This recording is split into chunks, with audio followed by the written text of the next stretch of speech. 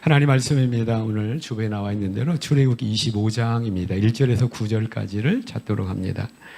제가 1절 먼저 읽겠습니다. 여호와께서 모세에게 말씀하여 이르시되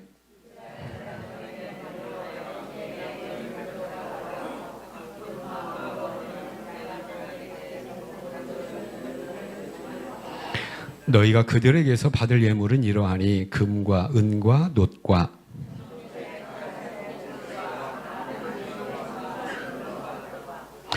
붉은 물들인 순양의 가죽과 해달의 가죽과 조각목과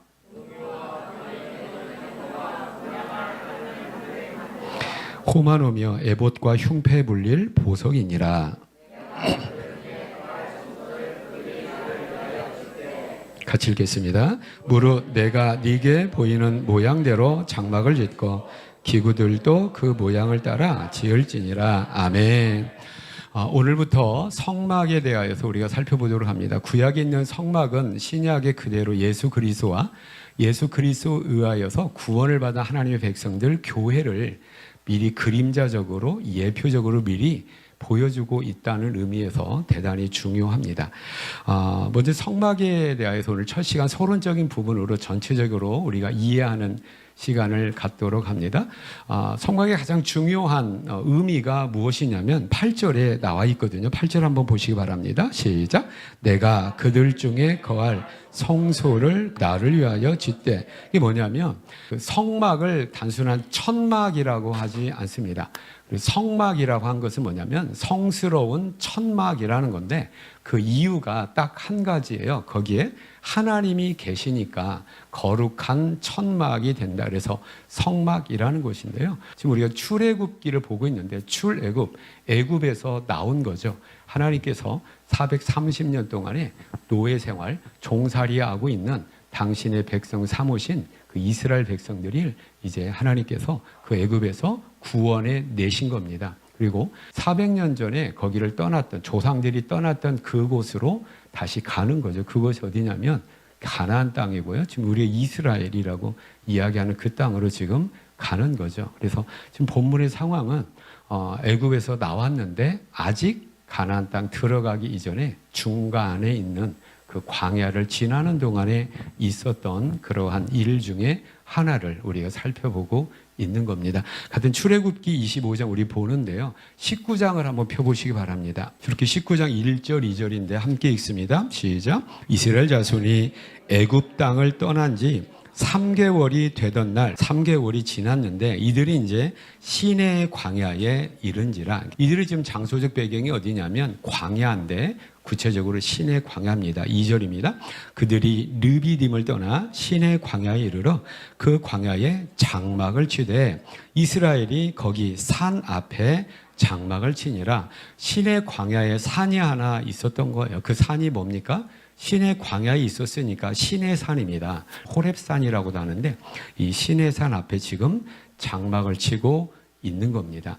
아까도 말씀드렸듯이 이 사람들이 애굽에서 나와서 최종적으로 가야 될 곳은 이 시내 광야의 시내산이 아니에요. 가나안 땅에 가야 되는데 하나님께서 일단 여기에서 장막을 치게 한 겁니다. 그리고 여기에 동안 꽤 오랫동안 있게 되는데 준비하고 출발이 어디에 나와 있냐면 민수기 10장에 나와 있어요. 11절입니다. 12절 보십시다. 시작. 둘째 해 둘째 달 스무 날에 구름이 증거의 성막에서 떠오르매 이스라엘 자손이 시내 광야에서 출발하여 자기 길을 가더니 바란 광야에 구름이 머무니라. 시내 광야에서 출발해서 바란 광야로 올라갔다라는 얘기죠. 그러니까 이 시내 광야에 언제 도착한 거예요, 이 사람들이? 출애굽기 19장에 도착을 했는데 도착한 이 사람들이 언제 떠나냐면 여기 민수기 10장 11절에서 떠나게 되는 거예요. 그러면 시간이 얼마 동안 체류하고 있었습니까? 둘째 해 둘째 달 스무 날인 거죠. 제2년 2월 20일 날 떠나갔다라고 하는 거죠. 그러면 언제 이 사람들이 여기에 도착을 한 거예요? 출애굽 제1년 3월 달에 도착을 했는데 다음 해 2월 말에 이 사람들이 이제 거기를 떠나게 된 거죠. 1년간 있었던 겁니다. 그래서 1년간 있었던 모든 일을 출애굽기 19장 이하 40장까지, 레위기 27장까지, 그다음에 민수기 10장까지가 모두 다가 모든 사건과 모든 말씀이 어디에서 있었던 일이냐면 시내 광야, 시내산 앞에 천막을 치고 있었을 때에 말씀하신 또 행한 모든 일들을 그렇게 기록을 하고 있는 거예요. 그럼 그 의미가 뭐냐는 거죠. 이제 광야잖아요. 불편하잖아요. 정말 힘든 건데 하나님 빨리 하나님 주신다라고 하는 적과 꿀이 흐르는 우리의 최종 목적지로 빨리 가지. 아니 한 달도 아니고 6개월도 아니고 1년 동안 거기 머물게 한 이유가 뭡니까? 라고 할 때 하나님 분명한 거기에 목적과 의미가 있겠어요? 없겠어요? 있지요. 그 뭐냐면 이스라엘 백성들이 가나안에 들어갈 준비를 시내 광야에서 지금 하고 있는 겁니다. 그 준비가 뭐냐면 첫째, 이스라엘 백성들이 이제 애굽에서 나와서 가나안 땅에 들어가서 하나님이 왕이 되시는 하나님의 나라를 세워야 되는 거예요. 그러니까 나라를 세우려면 세 가지가 있어야 되잖아요. 뭐가 있어야 돼요? 왕이 있어야 돼요. 근데 그 왕이 누구냐면 누굽니까? 하나님이죠. 그럼 왕에 의해서 선포되어지는 그 나라의 법률이 있는 겁니다. 법이 있는 거죠. 20장이 뭘 주냐면 10계명을 주는 거예요. 이게 법입니다. 하나님께서 주시는 법, 10계명을 중심으로 율법이라고 우리가 통칭을 하는데 그 율법을 주신 겁니다. 또 하나 뭐가 필요하냐면 땅이 필요하단 말이에요. 땅이 필요해서 이제 가나안 땅 차지하면 되는데 그건 무주공산이 아니에요. 주인 없는 빈 땅이 아니어서 그냥 말뚝박고 내 땅, 집 짓고 내 집 하면 되는 곳이 아니란 말이에요. 이미 거기에 살고 있는 가나안의 원주민, 번디런이 있단 말이에요. 그러니까 이 사람들과 뭐 해야 돼요? 이제 전쟁해야 돼. 민수기 1장에 보면 인구조사를 하는 거예요. 20세 이상으로서 전쟁터에 나갈 남자의 수를 지파별로 계수를 하는 거죠. 그래서 60만 공 3,550명. 이게 누구예요? 군대죠. 군대를 만드는 거예요. 그래서 법을 만들고 군대를 이제 세우고 이제 준비됐으니까 가라라고 하는 이 준비 기간이 1년 동안 시내 광야에서 지금 준비하고 있는 것이라고 하는 거예요. 전체적인 1년의 의미를 이제 이해를 하시겠지요. 그 중에 이제 굉장히 중요한 것이 뭐냐면 성막을 만든다는 거예요. 성막의 의미가 뭐냐면 왜 거기가 거룩한 천막이에요. 내가 거기 있을게. 내가 그 천막에 있을게. 그리고 무슨 의미냐면 하나님께서 하나님의 백성들과 이제 함께 살겠다는 거예요. 하나님이 함께 하신다라고 했을 때에 광야를 지나야 되는 이 하나님의 백성들에게는 너무나 고맙고 너무나 기쁜 소식일 수밖에 없는 거예요. 왜 그렇습니까? 광야잖아요. 광야라는 의미 첫째 뭡니까? 광야는 뭐냐면 길이 없어요. 길이 없는데 목적지까지 어떻게 갈 거예요? 근데 누가 함께 하겠다는 거예요?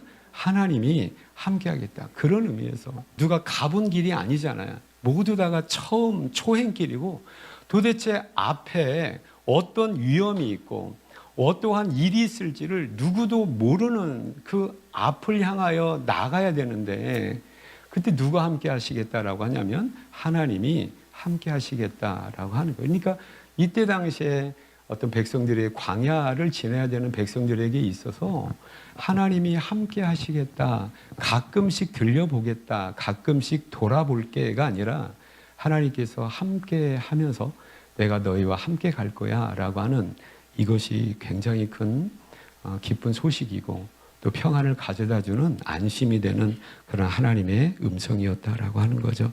그런 저와 여러분 다 되시기를 축복합니다. 그래서 25장 우리가 1절에서 9절까지 봤는데요. 22절에도 보니까 함께 하시는 하나님이 또 어떻게 하시겠다라고 말씀을 하시는 거예요. 22절 한번 보시기 바랍니다. 읽겠습니다. 거기서 내가 너와 만나고 속죄소 위 곧 증거궤 위에 있는 두 그룹 사이에서 내가 이스라엘 자손을 위하여 내게 명령할 모든 일을 내게 이르리라. 아멘. 하나님이 함께 하실 뿐 아니라 하나님 또 어떤 하나님이냐면 만나주시는 하나님이라는 거예요. 하나님의 백성들이 가서 하나님을 만날 수 있는 곳이라고 해서 성막의 또 다른 이름인데 따라 세보시기 바랍니다. 회막. 그래서 회막이라는 말이 성경에 대단히 많이 사용하고 있어요. 여러분 교회라고 했을 때 이 앞에 있는 교자가 무슨 교자예요? 가르칠 교예요. 가르친다라는 것도 배운다라는 것도 대단히 큰 의미가 있겠지만은 무엇보다도 중요한 것은 뭐냐면 하나님을 만나서 교제하는 곳이에요. 하나님을 함께 만나서 교제하는 곳이 뭐냐면 교회입니다. 그래서 첫째, 하나님과 인격적 교제가 이루어져야 되는 곳이 어디입니까? 교회예요. 또 한 가지, 누구와 또 교제를 하는 거예요? 성도 사이에 교제가 이루어지는 거예요. 지금 뭐 하나님과 지금 우리가 교제하고 있고 하나님 만나고 있는 거예요. 이게 뭡니까? 우리의 지금 예배 시간이 된다라고 하는 거죠. 예배 끝나고 우리가 뭐예요? 밥 먹잖아요. 밥 먹는 게 뭐예요? 대단히 중요한 성도들과 교제하는 거예요. 그래서 아침밥 안 먹고 먼 데서 왔으니까 빨리 끝내고 밥 먹어야지라고 하는 그 점심 먹는 시간이 교회 식사 시간이 아니에요. 성도들과 함께 식탁에 둘러앉아서 식사 교제를 하는 시간이라고요. 교제하고 난 다음에 뭐죠? 말씀 교제를 하는 거잖아요. 들었던 말씀이 내가 어떤 찔림이 있었고 나에게 어떠한 능력으로 역사해서 내가 한 주간도 이 말씀의 능력으로 내가 이렇게 살아내게 됐다라고 하는 이 말씀을 서로 나누는 말씀의 교제가 있는 곳이에요. 그래서 하나님 위로 하나님과의 인격적 교제, 옆으로 우리 형제 자매와의 친밀한 교제가 회복돼야 되고 있어야 되고 친밀한 관계가 더욱더 더하여지게 되는 우리 믿음의 공동체 다 되기를 축복합니다. 그래서 회막이라는 말을 그래서 쓰고 있단 말이에요. 끊임없는 인격적 교제 가운데 광야 생활을 지나도록 하나님께서 함께 해주시겠다라고 그 장소를 만들고자 했는데 그것이 뭐라는 거냐면 바로 성소, 성막이다라고 우리가 이해를 해야 된다라고 하는 것이죠. 깨닫는 저 어른 다 되시기를 축복합니다. 그렇다면 이 광야 생활이 결론적으로 몇 년을 가게 되냐면 이때로부터 이 38년을 더 해야 돼요. 그러니까 이제 총 40년을 해야 되는데 40년 광야 생활에 이들과 함께 하시겠다고 약속하신 하나님이 그러면 하나님 이건 단순한 의지와 약속으로 끝나면 안 되는 거예요. 구체적인 뭔가가 있어야 되고 은혜의 베풀매 구체적인 내용이 있어야 되는 거예요. 하나님의 도우심이 없으면 이 광야 생활은 하루도 살아갈 수가 없는 곳이에요. 그렇기 때문에 내가 너희와 함께 하겠다라는 것이 단순한 선언으로 끝나면 절대로 안 되는 곳이에요. 실질적으로 광야 40년의 세월이 끝난 다음에 함께 해주셨던 은혜를 굉장히 구체적으로 고백을 하고 있는 거예요. 40년 동안 우리가 길 한 번 잃어버리지 않았다라고 얘기를 해요. 길이 없는데 목적지까지 정확하게 도착을 한 겁니다. 길 잃고 헤맨 적이 없단 말이에요. 깨닫기를 축복합니다. 민수기 9장 17절 말씀에 보면 구름이 성막에서 떠오르는 때에는 이스라엘 자손이 곧 행진하였고 구름이 머무는 곳에 이스라엘 자손이 진을 쳤더라. 모든 길의 떠남과 모든 길의 멈춤이 하나님에 의해서 이루어졌다라고 하는 거예요. 출애굽기 13장 21절에도 보니까 여호와께서 그들 앞에서 가시며 어디서 가시는 거예요? 앞에서 가십니다. 낮에는 구름 기둥으로 그들의 길을 인도하시고 밤에는 불 기둥을 그들에게 비추사 낮이나 밤이나 진행하게 하시니 길이 없어서 길을 만들어야 되는 상황에서 틀림없이 적당한 길 하나님이 내어주셔서 그 길을 가게 되었다라고 하는 겁니다. 깜깜하여서 어디 가야 될지 모르는 상황 가운데서 하나님께서 길 밝혀주셔서 한 번도 길 잃지 않고 헷갈린 적 없이 40년간 정확하게 가나안 땅에 이르게 되었다라고 하나님의 함께 주시는 은혜를 이렇게 고백을 하고 있는 것입니다. 하나님의 인도하심을 따라 나아감으로 말미암아 길을 잃지 아니하고 믿음의 길을 꿋꿋하게 나아가는 우리 모든 성도님들 다 되시기를 축복합니다. 두 번째로 함께 하신 하나님이 광야 40년 동안에 베푸신 그 구체적인 은혜가 한 번도 굶은 적이 없다라고 하는 거예요. 광야의 또 다른 곤란은 뭐냐면 먹을 것이 없고 마실 물이 없다는 겁니다. 이스라엘 백성들 3개월 전에 애굽에서 나왔어요. 일주일 정도면 아마 가지고 나온 거 다 먹고 떨어지지 않았을까요? 이거 모르셨을까요? 아셨고 하나님의 대책이 있을까요? 없을까요? 있지요. 그게 뭡니까? 날마다 양식을 내려주시는 만나였다라고 하는 거죠. 정확하게 이스라엘 백성들이 가나안 땅에 들어가서 첫 소출을 거두기까지 만나가 끊인 적이 없습니다.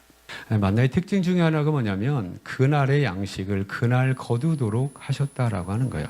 뭘 의미하죠? 내가 틀림없이 매일의 삶 가운데 먹을 거리 내가 책임질게. 우리 필요한 양식들을 하나님께서 40년 동안 어김없이 먹여주셨다는 거죠. 시편 78편 24절 25절에 보면 그들에게 만나를 비같이 내려 먹이시며 하늘 양식을 그들에게 주셨나니 사람이 힘센 자의 떡을 먹었으며 그가 음식을 그들에게 풍족히 주셨다. 어떻게 주신 거예요? 풍족히 주신 거예요. 풍족히. 이 하나님의 은혜가 지금도 저와 여러분으로 하여금 풍족한 삶을 가능하게 하고 있는 줄로 믿습니다. 신명기 8장 4절에 보면 이 40년 동안에 또 뭐냐면 내 의복이 헤어지지 아니하였고 내 발이 부르트지 아니하였느니라.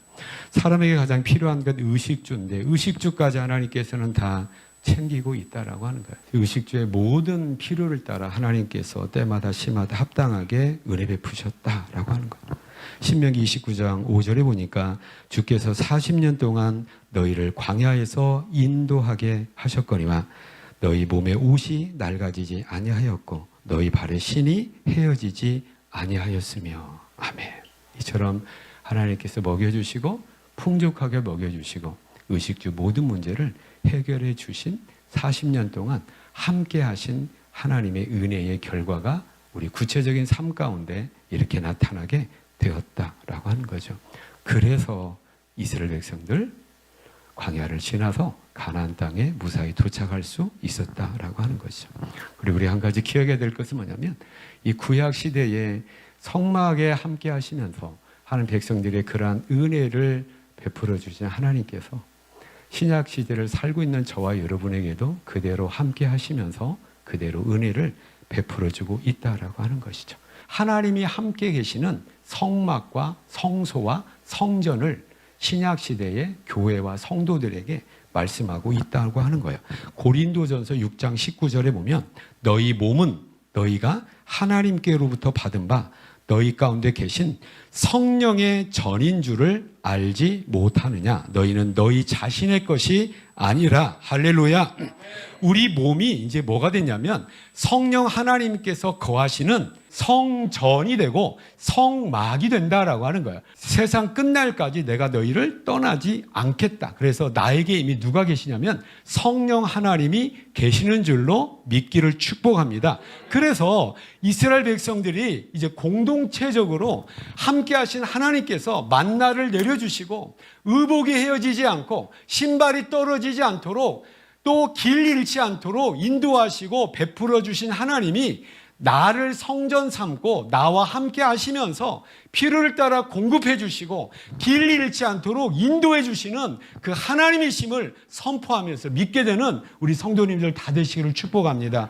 다 되시기를 축복합니다. 그래서 우리는 성령 하나님을 통하여서 당당하게 예수 그리스도 이름으로 누구 앞에 나가게 되냐면 은혜의 보좌 앞에 나아가는 거예요. 나아가서 하나님을 만나는 회막의 역사가 이제는 어떤 건물로 이루어지는 것이 아니라 내 안에서 내 자신이 하나님 앞에 나아가면 되는 거예요. 이 구체적인 의식적인 실천과 의식적인 우리의 고백이 뭐냐면 예배입니다. 그래서 우리가 하나님 앞에 예수 그리스도의 이름을 가지고 성령 하나님이 나를 인도하셔서 우리는 지금 누구 만나러 왔냐면 하나님을 만나러 온 의식 가운데 고백되어지는 것이 뭐냐면 이게 뭐냐면 예배입니다. 그래서 우리 예배는 뭐예요? 우리 각자가 성령께서 계시는 성전들이에요. 깨닫기를 축복합니다. 그러면 누구의 예배가 되자면 우리 각자의 예배가 돼야 되고 우리 각자가 하나님과 1대1의 관계 속에서 교제가 이루어져야 되고 예배가 이루어져야 된다는 거예요. 여러분, 우리의 예배 이전에 나의 예배입니다. 우리의 구원 이전에 나의 구원이에요. 하나님과 우리와의 관계 일체적으로 하나님과 우리와의 관계가 아니에요. 하나님과 나와의 관계입니다. 이것이 성령 하나님께서 내 몸을 함께 하시면서 성전 삼았다라는 이 굉장히 중요한 의미예요. 첫째 의미는 뭐냐면 그래서 나는 길 잃을 염려가 없어요. 여러분 한번 생각을 해봐요. 내가 지금 암병에 걸렸는데 이 암의 세상의 최고의 권위자가 내가 지금 수술받았고 나를 책임지고 고쳐주겠다고 약속을 하면 여러분 든든하겠어요? 안 든든하겠어요? 근데 그 이상에 누가 함께 계시는 거예요? 하나님이 함께 계시는데 뭔 걱정이냐. 이것이 나는 이미 치료받았다라고 선포할 수 있었던 믿음의 담력인 거예요. 여러분 선포하기를 축복합니다. 아니 하나님이 지금 나와 함께 하시는데 더 이상 어떤 문제가 나에게 문제가 될 수 있느냐 말이에요. 또 하나 뭐냐면 내가 이제 하나님이 나와 함께 하셔서 하나님은 누구 만나기를 원하냐면 나 만나기를 원하시는 거예요. 그래서 나의 예배가 돼야 됩니다. 그래서 예배 요소를 한번 생각을 해보시자고요. 찬송, 우리 함께 찬송하잖아요. 여러분 우리 찬송 이전에 나의 찬송이어야 돼요. 내 목소리를 내지 않는 거예요. 왜? 이건 나의 찬송이 아니잖아요. 그냥 남 찬송하는 거 내가 앉아서 듣는 거지. 내가 하나님 앞에 나의 찬송이 돼야 된다면 찬송을 잘하나 못하나는 둘째 문제인 거잖아요. 내 목소리를 가지고 내 고백적으로 하나님을 찬송할 수 있어야 된다라고 하는 거예요. 예배 때 기도는 대표 기도입니다. 우리의 모든 기도, 나의 기도를 누가 하는 거예요? 전사님이 지금 대신해서 하는 대표 기도라는 거죠. 그렇다면 전사님의 기도는 전사님만의 기도가 아니라 기도의 한 문구 한 문장 하나하나에 나의 믿음을 실어서 아멘으로 같이 화답을 하면서 나의 기도가 같이 올려져야 돼요. 하나님께서 거부하시는 제사가 있다는 걸 우리가 알잖아요. 가인의 제사가 있고 아벨의 제사가 있단 말이에요. 그러면 내가 예배를 통해서 은혜 받았습니다도 중요하지만 과연 내 예배를 하나님이 받으셨는가 우리가 좀 고민해야 되지 않습니까? 하나님이 지금 나의 예배를 받으시나? 이걸 잊어버리는 것 같아요. 설교도 마찬가지예요. 누구에게 주시는 말씀이에요? 나에게 주시는 말씀이잖아요. 여러분 설교자 저를 보시면 안 돼요. 또 설교자를 위해서 많이 기도를 해주셔야 돼요. 그럼에도 불구하고 여러분이 제 설교를 드려야 되는 게 뭡니까? 하나님께서 우리에게 나에게 주실 말씀을 저 부족하고 연약하기 짝이 없는 목사를 통해서 지금 나에게 하고 있다라고 하는 그 인정함이 있기 때문에 여러분이 여기 지금 앉아 있는 거잖아요. 예배자로서의 내 예배 자세나 이런 모든 것들이 지금 합당한가? 이런 말라기서에 보면 하나님께서 이스라엘 백성들을 책망하세요. 반드시 하나님과의 관계가 어긋났을 때 가장 힘들어지고 흐트러지는 게 뭐냐면 제사 예배입니다. 구약의 역사를 보면 그래요. 우리도 그런 거 경험하잖아요. 뭐 시험 들었다? 뭔가 좀 믿음이 이상이 생겼다? 바로 예배가 힘들어지기 시작을 합니다. 말라기서에 보면 옛날 개역 한글 버전에 보면 이 얼마나 번패스러운 거라고 얘기를 해요. 번패스럽다라고 얘기해요. 뭘 번패스럽다고 하냐면 하나님 앞에 예배 드리는 것이 너무나 귀찮다는 얘기예요. 귀찮은 일이 된 거예요. 제사가 너무 번패스럽고 너무 아까우니까 어떤 걸 가지고 가요? 시장에 가서 팔 때에 아무런 상품 가치가 없는 눈 멀고 다리 전 것들을 가지고 가요. 하나님께서 말라기 선지자를 통해서 물어봐요. 내가 물어보자. 너희 한번 생각을 해봐라. 지금 너희가 나에게 가져오는 이 재물을 너희 촌장한테, 너희 성장한테 한번 갖다 줘봐. 그거 선물로 드릴 수 있겠어? 못 드리는 거잖아요. 근데 그걸 나에게 지금 가져오는 거야? 라는 거죠. 하나님께서 맛있는 거 값나가는 거 원하는 게 아니잖아요. 그게 뭡니까? 우리의 의식과 우리의 행동과 겉은 하나님을 향한 우리의 내면의 상태와 내면의 고백을 그대로 반영하고 있다라고 하는 거예요. 예배자로 왔을 때 여러분 어떤 마음을 가지고 왔나요? 하나님 옆에 내가 하나님 만나러 가야지. 내 예배를 하나님께서 연락하신 예배를 드려야 되겠다라고 하는 나의 예배 의식을 가지고 여러분들 그래서 옷을 입을 때도 신발을 신을 때도 함부로 할 수 없는 거잖아요. 이런 의미로 우리가 생각을 해본다면 그래서 여러분 이제 여름이 가까이 오는데 올 여름부터는 이제 좀 쓰리빠 신고 교회 안 왔으면 좋겠어요. 반바지 입고 교회 안 왔으면 좋겠습니다. 나의 예배가 온전하게 드려지게 되는 우리 모든 성도님들 다 되시기를 축복합니다. 또 하나 뭐냐면 고린도전서 3장 16절입니다. 여기 성전이라는 말이 또 나온단 말이에요. 읽겠습니다. 너희가 하나님의 성전인 것과 하나님의 성령이 너희 안에 계시는 것을 알지 못하느냐. 아멘. 아까 고린도전서 6장 19절에 보면 너희 몸은 이면서 우리 각자가 성령께서 함께 하시는 성전이라고 일러주셨는데 여기 3장 16절을 자세히 보면 너희가 하나님의 성전인 것과 라고 했는데 너희가 하나님의 성전인 거예요. 이것은 앞에 있는 본문과 다른 말씀입니다.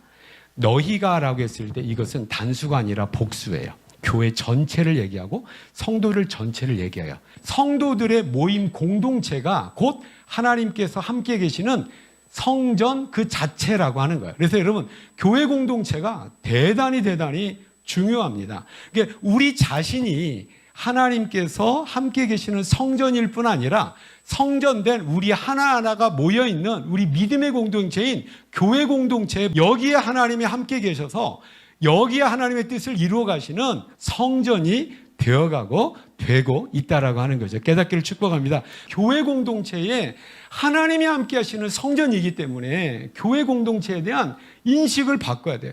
여러분, 교회는 친목단체가 아니에요.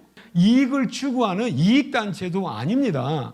하나님의 목적을 가지고, 구원이라는 목적을 가지고 하나님의 백성들을 모아놓고 하나님이 친히 함께 계시는 공동체가 교회입니다. 깨닫기를 축복합니다. 그래서 여러분, 교회를 아끼셔야 돼요. 또 교회를 조심하셔야 돼요. 그래서 고린도서에 보면은 대단히 많은 문제들이 있었는데 그 중에 가장 먼저 책망한 것이 뭡니까? 너희 중에 분파가 있다는 거예요. 하나 되지 못하는 거죠. 나는 게바파, 나는 바울파, 나는 아볼로파, 나는 그리스도파. 그래서 이 교회를 흐트러뜨리고 교회를 없이 여기는 이 표현이나 이 인식에 대해서 우리는 대단히 조심을 해야 돼요.